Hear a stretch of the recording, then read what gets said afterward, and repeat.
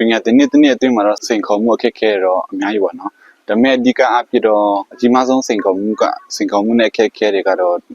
နိုင်ငံရေးအခြေအနေအကြောင်းကိုခဏပိတ်ထားရတော့နော်နောက်ပြီးတော့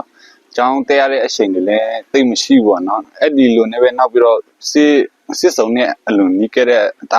အတွက်ကြောင့်တော့ကျောင်းနေရာပြောင်းရွေ့တာလည်းရှိတယ်အခုနောက်ပိုင်းစာတင်နေပြီးဆုံးခါနီးအချိန်မှာတလားကျော်2လလောက်ကတော့ဒီအကြောင်းအဆောက်အအုံမရှိဘဲနဲ့ဒီတိုင်းပဲတင်ခဲ့ရတဲ့အချိန်တွေရှိတယ်ပေါ့နော်နိုင်ငံရေးချင်းတွေကြောင့်ကျမတို့ရဲ့တင်ချမှုကလည်းနောက်နေတာမျိုးရှိတယ်ပေါ့နော်ချောင်းတက်ပြီးမှနေတာဝဲတာမျိုးရှိရင်တော့ဗာလဲတဝဲပဲတက်ရတဲ့ချင်းမျိုးတွေရှိတယ်နောက်တစ်ခုကကျတော့ဒီကွန်စင်းတို့ကြောက်ပေါ့နော်တင်ထောက်ကူမှာကျမတို့ပန့်ပိုးနိုင်မှုနေခဲ့တယ်ပေါ့နော်ဒီတင်ထောက်ကူမလုံလောက်မှုတွေရှိတဲ့အတွက်ကြောင့်မလို့ကျမတို့လည်းတင်ချရေးမှာကောင်းမထောက်ပံ့ပေးနိုင်ခဲ့ဘူးပေါ့နော်ဘာတွေတိုးတက်ပြောင်းလဲလာလဲဆိုရင်ဒီကလေးဖက်ပြောရမယ်ဆိုတော့သူတို့မိခင်ဘာသာစကားတွေကိုပို့ပြီးမှလည်းအလေးထားတာတွေ့ရတယ်ပြီးတော့မှမိဘတွေရဲ့ပူပေါင်းပေါ်ရင်မှုတွေပြီးတော့မှကရန်စာကိုသူတို့လည်းပို့ပြီးမှကလေးတွေသူတို့အစသူတို့မသိမဲ့လည်းသူတို့ကလေးတွေကပြန်လေချင်းပြတဲ့အချိန်မှာဆိုကရန်ဆိုဒီလိုရှိတယ်ဆိုမှမိဘတွေလည်းကရန်ဖက်ကိုပို့ပြီးမှစိတ်ဝင်စားလာတာကိုတွေ့ရပါဘောစာတင်နေ့တနေ့တာအတွင်းအောင်မြင်မှုကတော့အဓိကအဖြစ်ပြောချင်တာကတော့ခုနပြောခဲ့တဲ့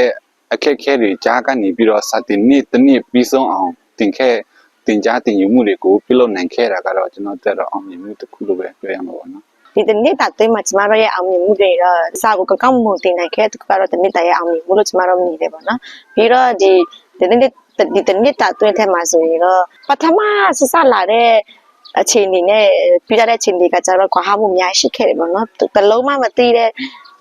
မိရဲ့စာပေကိုလည်းသူတို့တမ်းမြောက်ခဲ့ပြီးတော့မှပိုပြီးတမ်းမြောက်ကျွမ်းကျင်လာတယ်ဆိုတဲ့စိတ်ရှိလာတယ်ပေါ့နော်သူတို့ကိုရဲ့စာပေကိုထင်သိနိုင်ပုံမထင်သိနိုင်ခဲ့တဲ့အောင်မြင်မှုကိုရရှိတော့ပါတယ်ပေါ့နော်လာမယ့်နေ့မှာ BT ဆက်လုပ်ဖို့ရှိပါတယ်ပေါ့နော်။ဘာဖြစ်လို့လဲဆိုတော့ BT လောက်ရတာလည်းပြောတယ်။တာရောစိန်လည်းရှိခဲ့တယ်ဒီ KSY BT မှာဆိုလို့ရှိရင်လဲတော့မလို့ချင်ဘူးကိုဖက်မှာအဆင်ပြေနေသေးမယ်ဆိုလို့ရှိရင်ဆက်လုပ်ဖို့တော့တာဝန်ရှိပါတယ်ပေါ့နော်။ဆက်လုပ်ဖို့ရှိပါတယ်။ဘာလို့လဲဆိုရင်ကိုလည်းခုမှစိတ်ဝင်စားလာတယ်ပေါ့နော်။ဆက်လုပ်ချင်စိတ်လည်းရှိတယ်ပြီးလို့ရှိရင်ရွာလည်းတကယ်ရွာအတွက်လည်းတကယ်လိုအပ်တော့ပေါ့နော်။ကလေးတွေကိုကြည့်တဲ့အခါရောကိုတကယ်ပေးဆက်ချင်တယ်ပေါ့နော်